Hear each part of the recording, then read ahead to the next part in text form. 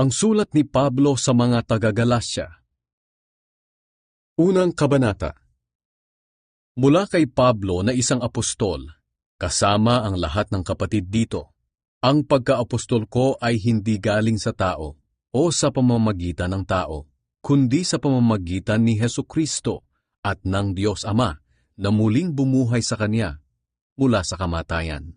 Mahal kong mga kapatid sa mga iglesia diyan sa Galasya, sumainyo nawa ang biyaya at kapayapaang galing sa Diyos Ama at sa ating Panginoong Hesukristo.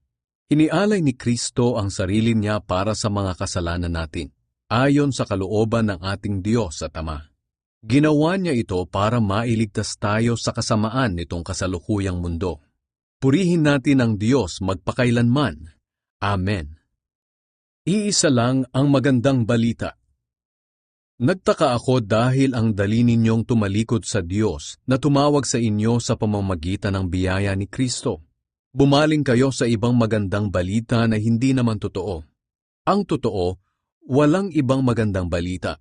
Nasabi ko ito dahil may mga taong nanggugulo sa inyo at gusto nilang baluktutin ang magandang balita tungkol kay Kristo.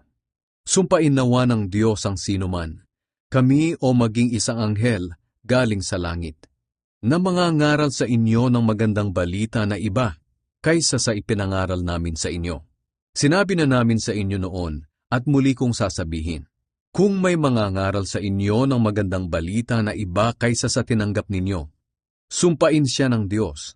Huwag ninyong isipin na ang nais ko ay malugod sa akin ang tao. Hindi, ang nais ko ay malugod sa akin ang Diyos. Kung ang ikalulugod ng tao ang hinahanap ko, hindi ako tunay na lingkod ni Kristo. Paano naging apostol si Pablo?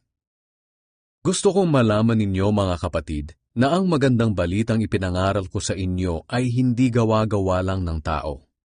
At hindi ko rin ito tinanggap o natutunan mula sa mga tao, kundi ipinahayag mismo sa akin ni Hesukristo. Alam naman ninyo ang dati kong pamumuhay noong kasapi ako sa relihiyon ng mga Hudyo. Inusig ko ng lubos ang iglesia ng Diyos at sinikap ko itong lipulin. At tungkol naman sa pagsunod sa relihiyon ng mga Hudyo, nahigitan ko ang marami sa mga kaedad ko dahil tapat kong sinunod ang mga tradisyong nanggaling pa sa mga ninuno namin. Ngunit sa awa ng Diyos, bago pa man ako ipanganak, pinili na niya ako at tinawag upang ihayag sa akin ang kanyang anak para maipangaral siya sa mga hindi Hudyo. Nang mangyari ito, hindi ako sumangguni kanino man. Hindi rin ako pumunta sa Jerusalem para makipagkita sa mga naunang naging apostol kaysa sa akin. Sa halip pumunta ako sa Arabia at pagkatapos ay bumalik ako sa Damascus. Pagkatapos ng 3 taon, pumunta ako sa Jerusalem para makipagkita kay Pedro. 2 linggo akong namalagi sa kanya. Wala na akong nakita pang ibang apostol maliban kay Santiago na kapatid ng Panginoon. Totoo ang lahat ng sinasabi ko sa sulat na ito, at alam ng Diyos na hindi ako nagsisinungaling. Pagkatapos pumunta na ako sa Syria at Cilicia. Nang panahong iyon, hindi pa ako personal na nakikita ng mga iglesia sa Judea na kay Kristo. Nabalitaan lang nila na ang dating umuusig sa kanila ay nangangaral na ngayon ng tungkol sa pananampalatayang sinikap niyang puksain noon.